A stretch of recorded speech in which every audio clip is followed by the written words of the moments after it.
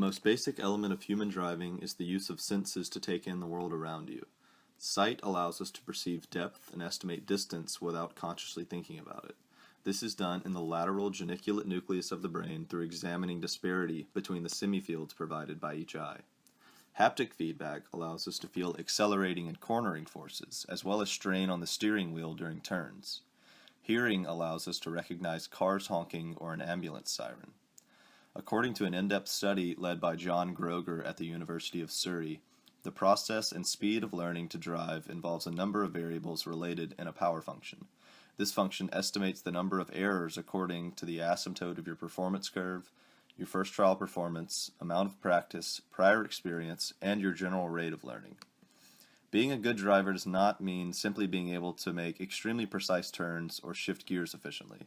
Driving is a combination of many elements, like recognizing patterns, being well versed in a large number of general driving situations, as well as the strength and accuracy of your mental representations. Through the process of learning to drive, we begin to develop a library of representations.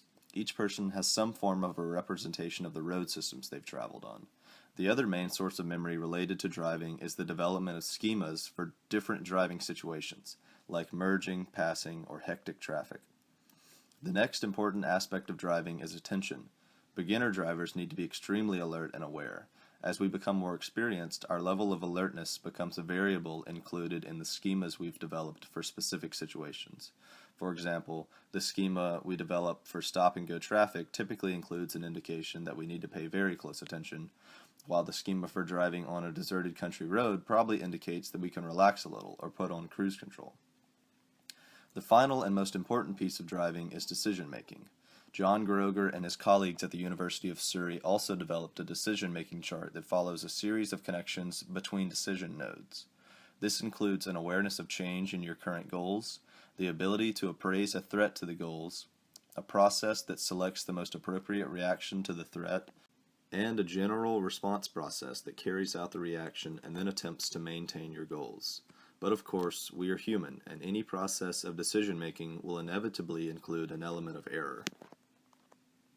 Every year, American drivers get into 10 million traffic accidents, and of these, an estimated 95% are caused by human error. According to CDC statistics, these accidents also cause $100 billion in damage and 40,000 deaths yearly. It is also the leading cause of death in the age group from 15 to 24. It is obvious that there is a lot of room for improvement in the driving process, and some people think that self-driving cars is the next step. There's a lot to be gained from self-driving cars. The main benefit is fewer accidents, leading to fewer fatalities and less money spent on damages. But some people also envision a world in which self-driving cars can make owning your own car obsolete. They foresee a future in which fleets of self-driving cars are available to taxi people around at their whim. This could lead to fewer cars on the road, less space needed for parking lots, and it could cut fuel usage by huge amounts. One of the biggest challenges in creating a self-driving car is giving the car a perception of its surroundings. A good way to do this is to use a LiDAR system. LiDAR stands for Light Detection and Ranging, and these systems can give cars 360-degree views of its surroundings that extend for hundreds of feet. Some current LiDAR systems are even good enough to allow a car to detect a 14-inch object from 160 feet away. Once the car has created this map of its surroundings, the next step is to detect obstacles. To do this, developers use a careful balance of rule-based systems mixed with neural networks. The rules serve as a base for what the basic obstacle looks like, and neural networks can be used to further teach the car to detect unusual objects. A team from Stanford reported using neural networks to build their self-driving car in the late 2000s. At first, 1 out of every 8 detections by their system was a false positive. But as they taught it, the error rate dropped to 1 in 50,000. This shows the true power of neural networks in this capacity. This process of taking a LiDAR image and detecting the obstacles in that image is happening constantly in the car.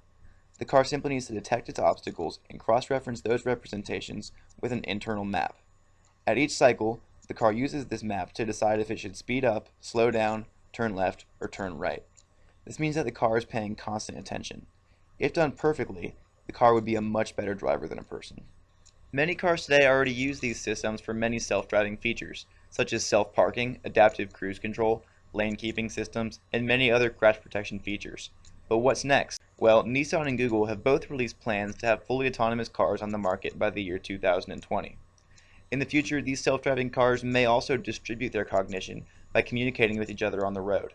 The possibilities for this technology are huge, and if done properly, they could save thousands of lives yearly and change the world as we know it.